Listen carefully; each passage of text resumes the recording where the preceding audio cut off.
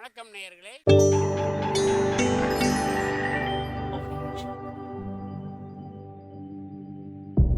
மகிழ்ச்சிக்கோர் தென்கட்சி என்ற அலைவரிசையில்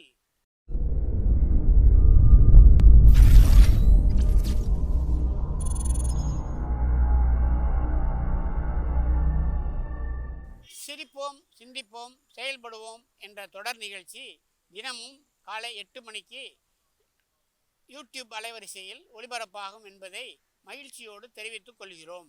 அந்த காலத்தில் அஹிம்சைக்கு மரியாதை அதிகமாக இருந்தது. இந்த காலத்தில் இம்சைக்கு அதிக மரியாதை. ஒரு பெரியவர் இருந்தார். உண்மையை பற்றியும் சத்தியத்தை பற்றியும் நிறைய உபதேசம்லாம் பண்ணார். அது பிரகாரமே நடந்தார். அவர் பின்னாடி நிறைய கூட்டம்லாம் இருந்தது. சீடர்கள் அதிகமாக இருந்தாங்க. அவர் கொள்கைக்கு மரியாதை இருந்தது. ஆனால் காலப்போக்கில் அந்த மரியாதை குறைஞ்சி போச்சு. அவர் பின்னாடி போன கும்பலும் குறைஞ்சி போச்சு. இது ஏன்? இப்படி ஒரு கேள்வியை கேட்டார் ஒருத்தர். அதுக்கு பதில் சொல்ல வந்தார் ஒருத்தர். அவர் ஒரு கதையை சொன்னார். சீக்கிய கதை. அதாவது மகான் குருநானக் உபதேசம் பண்ணிக்கிட்டு இருந்த காலம். அவர் பின்னாடி ஏகப்பட்ட கூட்டம் போகிற இடமெல்லாம் மக்கள் வெள்ளம் அவர் பின்னாடியே போயிட்டு இருந்துதான்.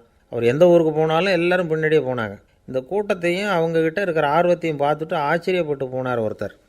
அவர் குருநானக்கோட நண்பர். அவர் நேராக போய் குருநானக்கை பார்த்தார். ஆகா, உங்களுக்கு தான் எத்தனை ஆயிரம் சீடர்கள் அப்படின்னார். குருநானக் இதை கேட்டுவிட்டு லேசாக சிரித்தார். அவ்வளவுதான், பதில் எதுவும் சொல்லலை. கொஞ்ச நாள் கழித்து குருநானக் ஒரு ஊரை விட்டுவிட்டு இன்னொரு ஊருக்கு புறப்பட்டார். ஆயிரக்கணக்கான ஜனங்கள் பின்னாடி போனாங்க. சும்மா போல குரு மகாராஜுக்கு ஜே அப்படின்னு கோஷம் போட்டுக்கிட்டே போகிறாங்க. ஒரு சாலை ஓரமாக போய்கிட்டே இருக்கிறாங்க. திடீர்னு ஒரு இடத்துல ஆகாசத்துலேருந்து செப்பு காசுகள் மழை மாதிரி கொட்டுச்சு. கோஷம் போட்டுக்கிட்டு வந்தவங்களாம் பாதி பேர் உடனே கலைஞ்சி ஓடினாங்க. அவங்களுக்கு கிடைச்ச செப்பு காசையெல்லாம் பொறுக்கிக்கிட்டு மடியில் கட்டிக்கிட்டு சொல்லிக்காமல் கொள்ளாமல் நழுவி போயிட்டாங்க. அவர் இதையெல்லாம் கவனிக்காமல் தொடர்ந்து போய்கிட்டே இருக்கிறார். அடுத்த ஊருக்கு போனார். அங்கே மறுபடியும் ஒரு பணமழை. போன தடவை செப்பு காசு கொட்டுச்சு, இந்த தடவை இங்கே வெள்ளி காசாக கொட்டுது. இப்போவும் இருந்த கூட்டத்தில் பாதி பேர் கும்பல் அப்படியே கலைஞ்சி ஓடி போய் முடிஞ்ச அளவுக்கு அதை பொறுக்கிட்டு அப்படியே ஓடிட்டாங்க. குருநானக் தொடர்ந்து போகிறார். இன்னொரு ஊரில் மறுபடியும் பணமழை. இந்த தடவை வெறும் தங்க காசாக விழுது. இதை பார்த்ததும் மீதி இருந்த கும்பலும் கலைஞ்சி ஓடி போய் தங்க காசை அள்ளிக்கிட்டு அம்பேல் ஆயிட்டுது. குருநானக் திரும்பி பார்த்தார். கடைசியாக எஞ்சி இருந்தது ஒரே ஒரு சீடர் தான். செப்பு காசு, வெள்ளிக்காசு, தங்க காசு எதையும் பொருட்படுத்தாமல் இவர் பின்னாடியே வந்துக்கிட்டு இருக்கிறார். நீ தான்ப்பா என்னுடைய உண்மையான சீடன் அப்படின்னு சொல்லி அவரை வாழ்த்தி அவர்கிட்ட தன்னுடைய பணிகளை ஒப்படைச்சாராம் குருநானக். அவ்வளவுதான் அந்த கதை. அதை கேட்டதும் உண்மைக்கு ஏன் மரியாதை குறைஞ்சி போச்சுங்கிறது புரியுது. நல்லவங்க பின்னாடி போகிற கூட்டம் குறையிறதுக்கு இதுதான் காரணம். காசு தான் முக்கியம்னு நினைக்கிறவங்க அதிகமாகிட்டாங்க இந்த காலத்தில்.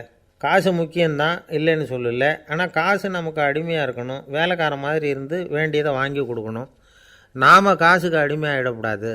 அப்படி ஆகும்பொழுது தான் விவகாரம் ஆரம்பம். இந்த காலத்து குரு ஒருத்தர், அவருக்கு பின்னாடி ஏகப்பட்ட சீடர்கள் இருந்தாங்க. ஒரு காலத்தில் ஒவ்வொரு கட்டத்தில் ஒவ்வொருத்தராக நழுவி போயிட்டாங்க. இப்போ மிஞ்சி இருக்கிறது ஒரே ஒரு சீடன் தான். ரொம்ப பவ்யமாக கையை கட்டிக்கிட்டு அவர் முன்னாடி உட்காந்துருக்கிறான். கடைசியில் நீ மட்டுமாவது இருக்கியப்பா, அது போதும், நீ தான் எனக்கு உண்மையான சீடன் அப்படின்னாராம் குரு. அதுக்கு அந்த சீடன் சொல்லியிருக்கான், அப்படி இல்லைங்க சுவாமி, நீங்கள் இப்போ உட்காந்துக்கிட்டு இருக்கிற பீடத்துக்கு அடியில் பெட்டியில் பணம் வச்சுருக்கிறீங்க, அது எனக்கு தெரியும். அதனால் நீங்கள் எப்போ எழுந்திரிச்சு அந்த பக்கம் போவீங்கன்னு பார்த்துக்கிட்டு இருக்கிறேன் அப்படின்னானா. ஐயா தென்கட்சி கோ சுவாமிநாதன் அவர்களின் மகிழ்ச்சிக்கோர் தென்கட்சி தொடர் நிகழ்ச்சியினை கேட்டு பயன்பெறுங்கள். நிகழ்ச்சியினை பிடித்திருந்தால் உங்களுக்கு கமெண்ட் பாக்ஸில் உங்கள் கமெண்ட்டுகளை பதிவு செய்யுங்கள், ஷேர் செய்யுங்கள், லைக் செய்யுங்கள், கண்டிப்பாக சப்ஸ்கிரைப் செய்யுங்கள். நன்றி, வணக்கம்.